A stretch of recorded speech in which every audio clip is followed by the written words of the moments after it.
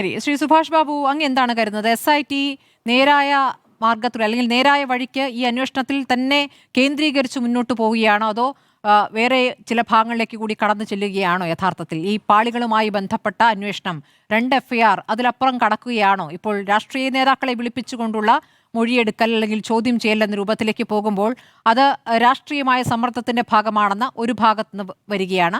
അങ്ങനെ വന്നുകൊണ്ടിരിക്കുമ്പോൾ തന്നെ മറുഭാഗത്തുനിന്നുള്ള ചോദ്യം ചെയ്യലും ഒരു വശത്ത് നടക്കുന്നു. അപ്പോൾ ഈ രാഷ്ട്രീയ നേതാക്കളും പോറ്റിയും തമ്മിലുള്ള ബന്ധം എന്ന് അന്വേഷിക്കുമ്പോൾ ഈ ബന്ധം ഉപയോഗിച്ച് ഈ സ്വർണ്ണക്കൊള്ളയിൽ ഈ ബന്ധങ്ങൾ സഹായകമായിട്ടുണ്ടോ എന്ന രൂപത്തിലേക്കാണോ ഈ അന്വേഷണം? അങ്ങയുടെ ഒരു മനസ്സിലാക്കൽ എന്താണ്? അല്ല, അതും അന്വേഷണ ഉദ്യോഗസ്ഥരെ സംബന്ധിച്ചുള്ള പ്രതിപാദ്യ വിഷയമാണ്, ഇല്ലാന്നൊന്നും പറയുന്നില്ല. കാരണം അത് ഈ സ്വർണ്ണക്കൊള്ളയുമായിട്ട് ബന്ധപ്പെട്ടിട്ടുള്ള അന്വേഷണമാണെന്ന് നമുക്കൊരിക്കലും വിശ്വസിക്കാൻ പറ്റില്ല. കാരണം എന്താണെന്ന് പറഞ്ഞാൽ അവിടെ പ്രധാനമായിട്ട് എന്താ ദ്വാരപാലകരുടെ കൊണ്ടുപോയി എന്ന് പറഞ്ഞ് അതിലെ സ്വർണം എടുത്തു മാറ്റി എന്നുള്ളതാണ് ഒന്ന്. രണ്ടാമത്തേത് കട്ടിലപ്പാളികൾ. അപ്പോൾ അതിനോടൊപ്പം തന്നെ ആദ്യം കൊണ്ടുപോയ വാതിൽപ്പാളികളെ സംബന്ധിച്ച് കേസും എടുത്തിട്ടുള്ള അന്വേഷണവും ഇല്ല. അതിനെപ്പറ്റി ഇതുവരെ ഒരു റിപ്പോർട്ട് നമ്മളവിടെ കണ്ടിട്ടുമില്ല. അപ്പോൾ ഇതിനകത്തിലൊക്കെ വളരെ കൂടുതൽ കിലോഗ്രാം സ്വർണം ഉണ്ടായിരുന്നെന്നും ആ സ്വർണം, അതായത് ആ പാളികൾ തനതായിട്ട് വിറ്റതിന് ശേഷം ഡ്യൂപ്ലിക്കേറ്റ് പാളികൾ കൊണ്ടുവച്ചോ എന്നുള്ളതിൻ്റെ വ്യക്തത ഇപ്പോൾ ഇതുവരെ വന്നിട്ടില്ല എന്നുള്ളതാണ് ഏറ്റവും പ്രധാനപ്പെട്ട ഘടകം. അപ്പോൾ അതിൻ്റെ വേണ്ടിയിട്ടാണ് BSSCയിൽ പരിശോധന നടത്തി. BSSC പരിശോധന നടത്തിയപ്പം ഗോൾഡിൻ്റെ ഒരു ഭാഗം പോയിട്ടുണ്ടെന്ന് മാത്രം പറഞ്ഞു. അത് രണ്ടാമത് വീണ്ടും പരിശോധിച്ചപ്പോൾ മൊത്തം ഏകദേശം ഇത്ര സ്വർണം പോയിട്ട്, അത് ഏകദേശം എന്നേ പറയുന്നുള്ളൂ, പോയിട്ടുണ്ട് എന്ന് അവർ ആധികാരികമായിട്ട് റിപ്പോർട്ട് സമർപ്പിച്ചിട്ടുണ്ട്. പക്ഷേ അതിനോടൊപ്പം തന്നെ ഈ ആദ്യത്തെ ചെമ്പുപാളികൾ മാറ്റി പുതിയത് കൊണ്ടുവച്ചോ അതിൻ്റെ രാസപരിശോധന, അതിൻ്റെ കമ്പോണൻസിനെ സംബന്ധിച്ച് വ്യക്തമായിട്ടൊരു വിവരം കിട്ടാത്തത് കൊണ്ടാണ് ഇനി പരിശോധിക്കണം എന്ന് പറയുന്നത്. അത് കിട്ടണമെങ്കിൽ എൻ്റെ അഭിപ്രായത്തിൽ BSSC പരിശോധിക്കുന്നതിനേക്കാൾ കൂടുതൽ നമ്മുടെ അതുപോലെ തന്നെ മെറ്റലർജിയുടെ ഒരു എക്സ്പെർട്ടൈസ് ഉണ്ട്, അവരോട് ചോദിക്കുന്നതും. അതല്ലെങ്കിൽ പിന്നെ ഇത് പരമ്പരാഗതമായിട്ട് ഈ ചെമ്പ് പാളികൾ അതിൻ്റെ വ്യവസായം, പാത്രം ഉണ്ടാക്കുന്ന മറ്റൊന്നും അതിൻ്റെ പല സ്ഥലങ്ങളിലും ഉണ്ട്. നമ്മളിപ്പം മാന്നാർ എന്ന് പറയുന്നതാണ് ലോകത്തിലെ ഏറ്റവും കൂടുതൽ പ്രസിദ്ധമായിട്ടുള്ള ഈ ഇത് സംബന്ധിച്ചുള്ള.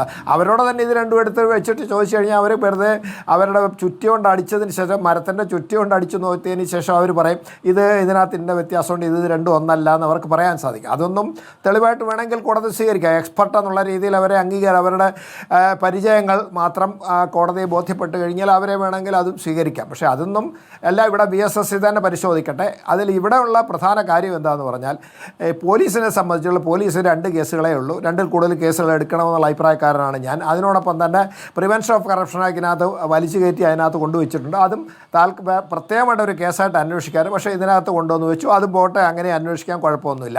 പക്ഷേ ഇവിടെയുള്ള പ്രധാന കാര്യം എന്താണെന്ന് അവരോട് പറഞ്ഞിരിക്കുന്നത് എന്താണ്, ഈ സ്വർണ്ണപ്പാളികൾ കൊണ്ടുപോയതിന് ശേഷം ഇവിടെ നിന്ന് സ്വർണം അടിച്ചു മാറ്റിയിട്ടുണ്ട്. അതെങ്ങനെയാണ്, അത് തനിതായി തന്നെ വിറ്റിട്ട് വിദേശത്തേക്കുള്ള വ്യാപാരം നടന്നിട്ടുണ്ടോ എന്നുള്ളത്, അത് പുരാവസ്തുവായിട്ട് തന്നെ നടന്നിട്ടുണ്ടോ എന്നുള്ള കാര്യം കൂടെ അന്വേഷിക്കണമെന്നാണ് കോടതി പറഞ്ഞിരിക്കുന്നത്. പക്ഷേ അവർ സംഭവിച്ചെന്താണെന്ന് പറഞ്ഞാൽ ഈ പോറ്റി മാത്രമാണ് ഈ സ്വർണ്ണപ്പാളികൾ അവിടെ നിന്ന് പുറത്തേക്ക് കൊണ്ടുപോയതിൻ്റെ ഉത്തരവാദി. മറ്റാളുകൾ സഹായികളായിട്ടാണ് നിന്നത്. ആ പോറ്റിയിൽ നിന്ന് ഈ സ്വർണ്ണപ്പാളികൾ എവിടെ കൊണ്ടുപോയി, എന്തൊക്കെ കാര്യങ്ങളാണ് ചെയ്തതെന്ന് കണ്ടുപിടിക്കാൻ അന്വേഷണ സംഘത്തിന് സാധിച്ചില്ല എന്ന് പറയുന്ന ഒരു പരാജയമാണ്. എന്നെ സംബന്ധിച്ച് ഒരു അന്വേഷണ ഉദ്യോഗസ്ഥൻ എന്ന രീതിയിൽ എൻ്റെ അനുഭവത്തിൽ നിന്ന് ഇവർ അന്വേഷിക്കേണ്ടത് യഥാർത്ഥത്തിൽ എന്താണെന്ന് പറഞ്ഞാൽ, ഇവിടെ നിന്ന് കൊണ്ടുപോയ സ്വർണ്ണപ്പാളികൾ അത് സ്വർണം ക്ലാഡ് ചെയ്ത്, അതായത് സ്വർണം പൂശിയതല്ലാതെ സ്വർണം പൊതിഞ്ഞത് എവിടെ കൊണ്ടുപോയി എന്ന്, ആരാ കൊണ്ടുപോയത്? ഉണ്ണികൃഷ്ണൻ പോറ്റിയാണ് കൊണ്ടുപോയത്. ഉണ്ണികൃഷ്ണൻ പോറ്റിയാണ് ആ സ്വർണം മാറ്റിയിട്ടുള്ളത്, അല്ല വേറെ ആരും മാറ്റിയതായിട്ട് നമ്മളിതുവരെ തെളിവൊന്നും കിട്ടിയിട്ടില്ല. അപ്പോൾ ഈ സ്വർണ്ണപ്പാളികൾ എവിടെ കൊണ്ടുപോയി എന്നും ഏത് രീതിയിലാണെന്ന് മാറ്റപ്പെട്ടത് എന്ന് കണ്ടുപിടിക്കാനുള്ള പ്രധാന ദൗത്യം ആ അന്വേഷണ സംഘം ശരിയായ രീതിയിൽ കണ്ടുപിടിക്കാൻ ആവശ്യമില്ല. അതിൽ അവർ പരാജയപ്പെട്ടു എന്ന് നമ്മൾ പരസ്യമായി സമ്മതിക്കേണ്ടി വരും. കാരണം ഇതിനകത്ത് വലിയ കോംപ്ലിക്കേഷൻ ഒന്നുമില്ല, വ്യക്തികൾ ചുരുക്കമാണ്.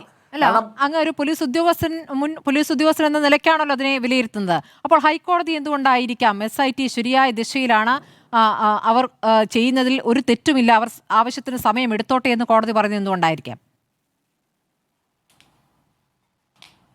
അത് കാരണമുണ്ട്. കാരണം നമ്മളെ സംബന്ധിച്ചിടത്തോളം കേസ് ഡയറി പരിശോധിക്കുന്നത് ബെയിൽ ആർഗ്യുമെൻ്റ്, അതായത് ജാമ്യം ഏത് കോടതിയാണ് പരിഗണിക്കുന്നത് ആ കോടതി മാത്രമേ കേസ് ഡയറി ആദ്യം മുതൽ അവസാനം വരെ പരിശോധിക്കുകയുള്ളൂ. ഇപ്പം സുപ്രീം കോടതിയിൽ ഹൈക്കോടതിയിലെ ഡിവിഷൻ ബെഞ്ച് എന്ന് പറയുന്നത് ദേവസ്വം ബെഞ്ച്. ആ ദേവസ്വം ബെഞ്ചിനെ സംബന്ധിച്ചിടത്തോളം അവർ സ്വന്തമായി മേൽനോട്ടം വഹിക്കുന്ന ഒരു കേസിൽ അവർക്ക് കേസ് ഡയറി സാധാരണഗതിയിൽ വായിക്കാൻ പാടില്ല. അത് സുപ്രീം കോടതിയുടെ നിരവധി വിധിന്യായങ്ങളുണ്ട്. പോസ്ലിൻസിൻ്റെ അന്വേഷണത്തിൽ കോടതി നേരിട്ടിടപെട്ട് ആ രേഖകൾ നോക്കി നിർദ്ദേശം ഇന്ന അന്വേഷിക്കണം, നിർദ്ദേശം കൊടുക്കരുത് എന്ന് പറഞ്ഞിട്ടുണ്ട്. അതുകൊണ്ട് ദേവസ്വം ബെഞ്ച് ഒരിക്കലും ഈ കേസിനെ പരിശോധിക്കാൻ സാധ്യതയുള്ളതായിട്ട് എനിക്ക് തോന്നുന്നില്ല. അങ്ങനെ പരിശോധിച്ചു എന്ന് പറഞ്ഞു കഴിഞ്ഞാൽ തന്നെ അത് പ്രതികളിൽ രക്ഷപ്പെടാനുള്ള ഏറ്റവും പ്രധാനപ്പെട്ട ഒരു കാര്യമാണ്. ഇതുവരെ ഒരു ഉത്തരവിലും ഞങ്ങൾ കേസ് ഡയറി പരിശോധിച്ചു എന്ന് പറഞ്ഞിട്ട് ആ ഒരു ഉത്തരവ് ഡിവിഷൻ ബെഞ്ചിൻ്റെ ഭാഗത്തുനിന്ന് ഉണ്ടായിട്ടില്ല. അതിൽ പറഞ്ഞത് തന്നെ അവർ ഹാജരാക്കിയ റിപ്പോർട്ടിൻ്റെ അടിസ്ഥാനത്തിലും അതുപോലെ തന്നെ ഉദ്യോഗസ്ഥന്മാരോട് നേരിട്ട് സംസാരിച്ചതിൻ്റെയും അവർ നേരിട്ട് തന്ന വിവരത്തിൻ്റെയും അടിസ്ഥാനത്തിൽ ഞങ്ങൾ ഈ രീതിയിലുള്ള അനുമാനത്തിലേക്ക് എത്തുന്നു, അതുകൊണ്ട് ഇന്ന കാര്യങ്ങൾ ചെയ്യണമെന്ന് മാത്രമേ പറഞ്ഞിട്ടുള്ളൂ. അവർ കേസ് ഡയറി പരിശോധിക്കാൻ സാധ്യത തീരെയില്ല. അങ്ങനെ പരിശോധിക്കാൻ പാടില്ല എന്ന് നിരവധി വിധിന്യായങ്ങളുണ്ട്. അത് പരിശോധിച്ച് കഴിഞ്ഞാൽ അത് മിക്കവാറും നമ്മളെ പ്രതികൾക്ക് അനുകൂലമായ സാഹചര്യം വരാതുകൊണ്ട് അവർ പരിശോധിച്ചിട്ടില്ല എന്ന് തന്നെ ബലമായി നമുക്ക് വിശ്വസിക്കാം. അതായത് ജാമ്യം പരിഗണിക്കുന്ന കോടതി സിംഗിൾ ബെഞ്ച് നടത്തുന്ന പരാമർശങ്ങൾ നേരെ തിരിച്ചാണ്. അപ്പോൾ ജാമ്യം പരിശോധിക്കുന്ന സിംഗിൾ ബെഞ്ചാണ് യഥാർത്ഥത്തിൽ ഈ കേസ് മുഴുവൻ പരിശോധിച്ചെന്നാണ് അങ്ങ് പറയുന്നത്. തീർച്ചയായിട്ടും. കാരണം മറ്റവർ പരിശോധിക്കില്ല എന്ന് തന്നെ നമുക്ക് നിലവിലിരിക്കുന്ന നിയമ സംവിധാനം വരച്ച് അവർക്ക് പരിശോധിക്കാൻ പറ്റില്ല.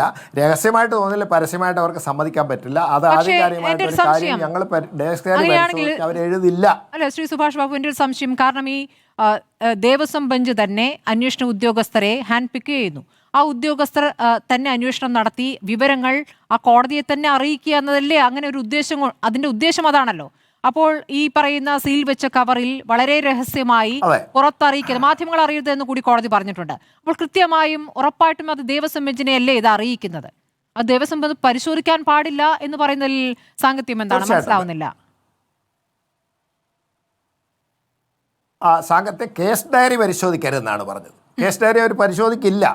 കാരണം കേസ് ഡയറി പരിശോധിക്കാൻ പാടില്ല എന്നും കേസ് ഡയറിയിൽ നിന്ന് ദൈനംദിന അന്വേഷണത്തിന് നേരിട്ട നിർദ്ദേശം അതിൻ്റെ അടിസ്ഥാനത്തിൽ കൊടുക്കുന്നത് ഇല്ലീഗലാണ് എന്നാണ് നമ്മുടെ നിയമവും. അതേമാതിരി തന്നെയാണ് കോടതിയിൽ ആവർത്തിച്ച് സുപ്രീം കോടതി പറഞ്ഞിരിക്കുന്ന ഉത്തരവ് പ്രകാരമാണ്. അതുകൊണ്ട് അന്വേഷണത്തിന് മേൽനോട്ടം വയ്ക്കുന്ന അപൂർവമായിട്ടുള്ള മേൽനോട്ടം വയ്ക്കുന്ന ഒരു കോടതിയും കേസ് ഡയറി പരിശോധിക്കാറില്ല. പരിശോധിച്ച് കഴിഞ്ഞാൽ അതേ സംബന്ധിച്ചുള്ള അത് പ്രതികൾക്ക് അനുകൂലമായിട്ട് വരും. കോടതിയാണ് ഈ അന്വേഷണം നടത്തിയത്. അതുകൊണ്ട് കോടതിയിൽ ട്രയൽ നടക്കുന്ന അവസരത്തിൽ ഇത് വളരെ അപകടകരമായ ഒരു സാഹചര്യത്തിലേക്ക് പോകും എന്നുള്ളതാണ്. പക്ഷേ ജാമ്യം കൺസിഡർ ചെയ്യുന്ന ഇപ്പം ഫസ്റ്റ് ക്ലാസ് മജിസ്ട്രേറ്റ് കോടതി ആയാലും സെഷൻസ് കോടതി ആയാലും ഹൈക്കോടതി ആയാലും ശരി, അവർ കൃത്യമായിട്ട് ഈ കേസ് ഡയറി പരിശോധിച്ച് നോക്കിയിട്ട് page by page document by document നോക്കിയതിന് ശേഷം കൃത്യമായിട്ട് എഴുതുമ്പോൾ ആ ബെഞ്ച് എഴുതുന്ന കോടതി എഴുതുന്നതായിരിക്കും നമുക്ക് ഏകദേശം ഈ കേസ് ഡയറിയിലുള്ള ഒരു സംക്ഷിപ്തം, അതായത് ഒരു സിനോപ്സിസ് അതായിരിക്കും. അതേപോലെ തന്നെ റിമാൻഡ് റിപ്പോർട്ടിൽ എടുക്കുന്ന കാര്യങ്ങൾ വിശദമായിട്ട് എഴുതണമെന്നാണ് നമ്മുടെ നിയമം പറയുന്നത്. പക്ഷേ അതും ഭംഗ്യന്തരേണ അവിടെ ഇവിടെ തൊടാത്ത മാതിരി കാര്യം കൂടുതൽ വിവരങ്ങൾ പുറത്തേക്ക് പോകരുത് എന്നുള്ള രീതിയിൽ നമ്മൾ എഴുതിയോന്ന് ചോദിച്ചാൽ എഴുതിയില്ലയോ എന്ന് ചോദിച്ചാൽ എഴുതിയില്ലെന്ന രീതിയിൽ ഒരു ഒളിച്ചുകളി തീർച്ചയായിട്ടും ആ എഴുത്തിലുണ്ടാവും. എന്നാലും കോടതിക്ക് അത് പൂർണ്ണമായിട്ട് പരിശോധിക്കാൻ സാധിക്കും. പരിശോധിച്ചതിന് ശേഷം മാത്രമേ ആ ബെയിൽ ഓർഡർ എഴുതുകയുള്ളൂ. അതിന് നമ്മൾ അവസാനം ഇപ്പോൾ സംഭവിച്ചു പോയതെന്ന് പറഞ്ഞാൽ ഈ സെഷൻസ് കോടതി കഴിഞ്ഞ ദിവസം ഒരാൾക്ക് സ്വാഭാവിക ജാമ്യം കൊടുക്കുന്ന അവസരത്തിൽ കേസ് ഡയറി കൊണ്ടുവരട്ടെ, നോക്കിയതിന് ശേഷം വിധി പറയാമെന്ന് പറഞ്ഞ് മാറ്റിയത് മനസ്സിലായല്ലോ നമ്മൾ. അപ്പോൾ അതേമാതിരി ഈ ദേവസ്വം ബെഞ്ച് കേസ് ഡയറി ഞങ്ങൾ പരിശോധിച്ചു എന്ന് ഇതുവരെ എഴുതിയിട്ടില്ല, നാളെ എഴുതുകയില്ല എന്നാണ് എൻ്റെ അഭിപ്രായം. എൻ്റെ അനുഭവത്തിൽ നിന്നും നിയമത്തിൻ്റെ ഇപ്പോഴത്തെ നിലനിൽപ്പനുസരിച്ചിട്ട് അവരത് പരിശോധിച്ച് കഴിഞ്ഞാൽ അത് ലീഗലായി പോകും എന്നുള്ളതുകൊണ്ടാണ് അത് ചെയ്യാത്തത്.